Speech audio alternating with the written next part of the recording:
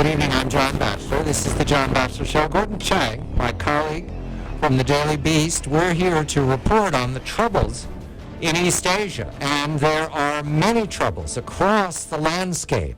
We begin with the news of these last days because it's tumbling out. There, over these last days, have been overflights of the Scarborough Shoals. That's the rocks that are at the center of the inquiry by the Hague Tribunal. The verdict delivered that China was overstepping, had made environmental damage in the Spratlys and Paracel Islands, had no rights to claim on the Scarborough Shoals. In addition, the non-dashed line that China drew over the all of the South China Sea, claiming that it was a possession, was illegitimate. They erased it. But now, the overflight of the Scarborough Shoals to demonstrate sovereignty and authority and militarization. In addition, we have trouble in the East China Sea, we'll speak of that, where the Chinese have deployed, sortied hundreds of vessels, some of them armed, challenging the Japanese. But I begin tonight with a fresh report from Vietnam, our old enemy. Vietnam has deployed a missile battery to its Spratly Islands. This is a vast, watery a horizon, but there are these islands, reefs really, marinas sticking up in some places. The Spratlys and the Paracels are north and south of the South China Sea. What's significant here is that Vietnam has cross-claim and possesses one island, and it's now militarized that island as a challenge to the Chinese. So Gordon and I welcome James Holmes of the Naval War College. Views here are his own. He has written about the Chinese PLA Navy and its capabilities. James, a very good evening to you. Vietnam. We had that conflict, what was it, last year, Gordon, when the oil rig was floated into the region of Vietnam, Spratly Islands? 2014, I think. 2014. But since then, the Vietnamese have been diplomatic. But now, militarizing one of those Spratlys seems less than diplomatic. Is this a surprise to you, James, that the Vietnamese want to call attention to themselves by using warfare? Good evening to you. Gentlemen, good to talk to you as always. It actually does not surprise me.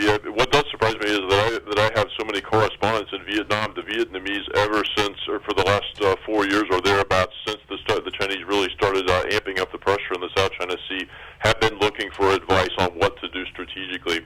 And they reach out to people here in the United States and presumably people elsewhere in Asia to ask for advice.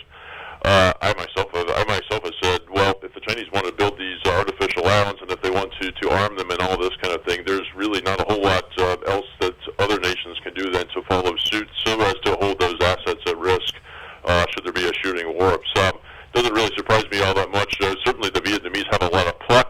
They also have a serious history with China reaching back hundreds upon hundreds of years from when China launched expeditions into Vietnam.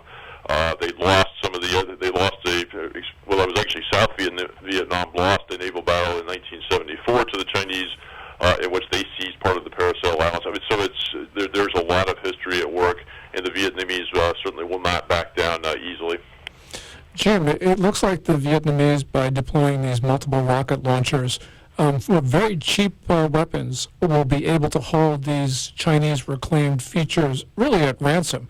I mean, the Chinese can put billions of dollars into these features, but the Vietnamese, with some very inexpensive weaponry, can probably erase a lot of the Chinese assets in the very first hours of conflict. Yeah, potentially, Gordon. The system is actually quite interesting, and I think your take on it is right from what I understand about it. It's an Israeli system of all things. It appears to be a gun system that fires rocket-assisted artillery projectiles up to very long ranges with considerable accuracy and the ability to attack multiple targets and some really quite impressive capabilities. It does show that China's neighbors, who are normally, and in fact I'm guilty of saying that they're woefully outmatched, but there are low-cost ways to compete with a much bigger power like China, much as China has competed at low cost to itself against the United States, which of course is a world superpower. Gordon, you have speculated in the past that China, in militarizing the Spratlys and the Paracels, will extend an air defense identification zone, correct? I mean, well, that's one of the things the Chinese have said that they have the right to do, and they said that after the July 12th orbital award.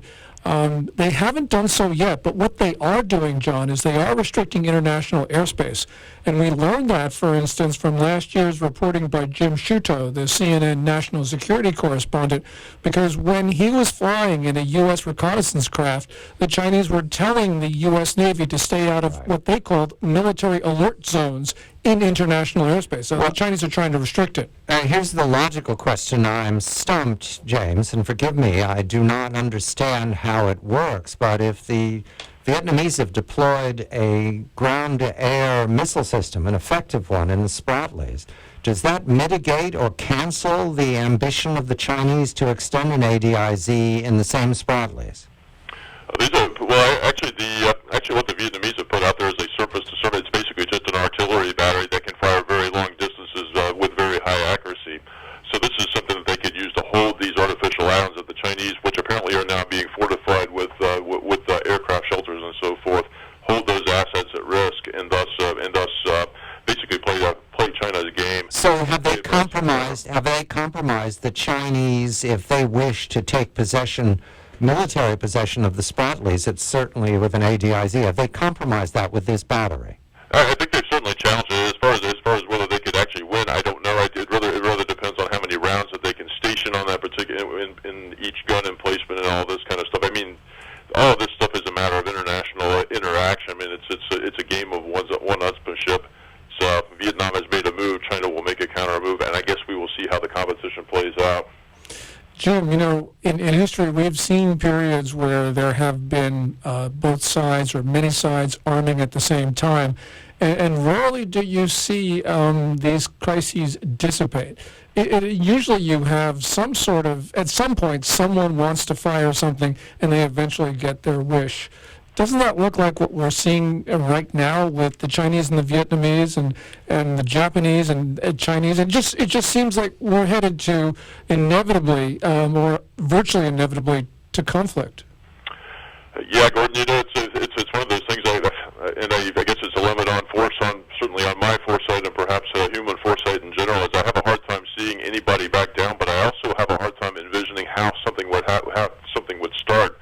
Simply because China always wants to win without fighting, as any sane government does, and therefore it doesn't want to pull the trigger first. And but neither do its competitors. So I guess we're in a game of chicken almost, where we're trying to find out who's going to actually do something first that might cause some very bad situation. The Vietnamese militarization of the Spratlys, that suits the American purposes, doesn't it, James? Would it be possible that they did that with our knowledge, permission, support?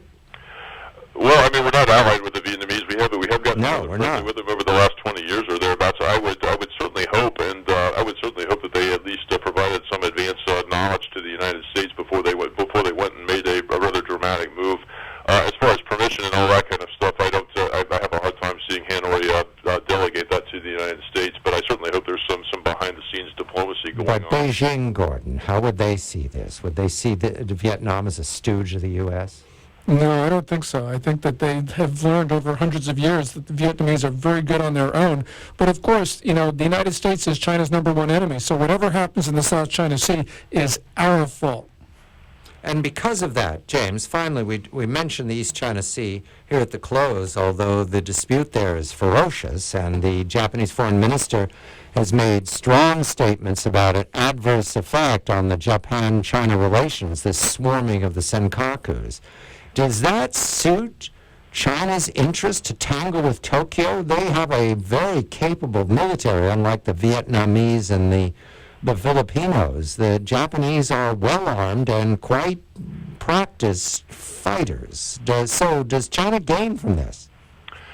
I'm not entirely sure that China gains from any of this stuff. I mean, with the UN ruling on the law of the sea, China quite clearly has no legal basis for what it's doing, and I think that's certainly a separate issue from the Senkaku's issue. But at the same time, I think that view of China is going to carry over.